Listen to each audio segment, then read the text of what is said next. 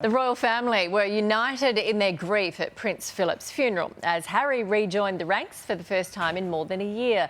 The Duke of Sussex was accused of sparking a royal rift after he and Meghan aired those shocking allegations in a tell-all interview with Oprah.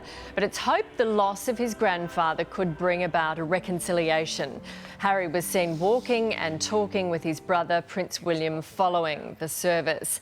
For more, I'm joined by Hello Magazine's royal editor Emily Nash. Morning to you, Emily. There are reports this morning that it was actually William who requested that cousin Peter Phillips walk between him and Harry at the funeral. Do you think that's probable?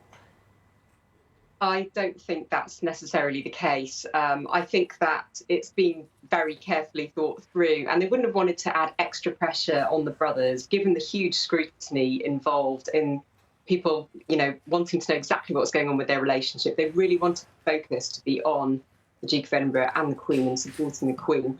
So, we got that wonderful moment on the way back up the hill, them reunited, talking, and that was totally unexpected. They had all been due to get into separate cars and drive back to the castle. And it was a really fitting end, I think. This is a family, as you say, united in grief, if nothing else. But it really gave the sense that they could begin to repair some of the damage that's happened over the last couple of years. Yeah, there was talk that, as we can see here, Kate walked with them, then she stepped back and she was the peacemaker. Also that there was frostiness. What did you make of what happened there on the weekend?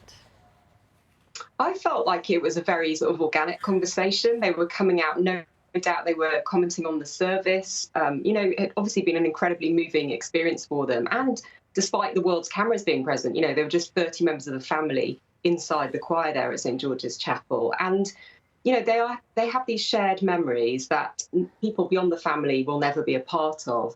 And I think, just sparking that slight conversation, you can imagine them saying, wasn't it a beautiful service? It just seemed to flow naturally. And then Kate stepped away and started talking to the Countess of Wessex, and we saw the brothers walk right back up the hill together, which was a really heartwarming moment after everything that's happened over the past couple of years. Yeah, look, they really were beautiful scenes. Meghan watched on at home in California. She sent a wreath, though, with a handwritten note. That's right. She obviously wanted to be part of the funeral and the commemorations for the Duke. She wasn't able to fly on her doctor's advice. She's very heavily pregnant, as we know, due to give birth in the next couple of months. And they did, in fact, send this wreath. It was very carefully chosen, made by Willow Crossley, who designed the flowers for their wedding reception in the evening at Frogmore House. And it contained the national flower of Greece. It contained sea holly as a reference to his naval career. And the handwritten note, as you say, was sent by Meghan herself. So it was her way of being a part of it, despite being at the other side of the Atlantic. Yeah, OK. Thank you very much, Emily. We appreciate it.